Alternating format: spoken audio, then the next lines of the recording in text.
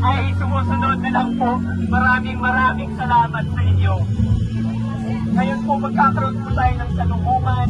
Ito po yung pag-aalay lang po ng kanilang lakas, ng kanilang salubin, ng ating lungkot din po, pagkalito, takot din sa kasuyang panahon.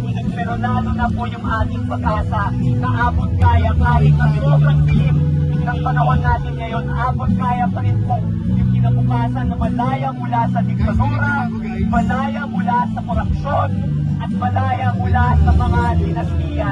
Kaya mga kasama, maraming salamat na nandito po ngayon.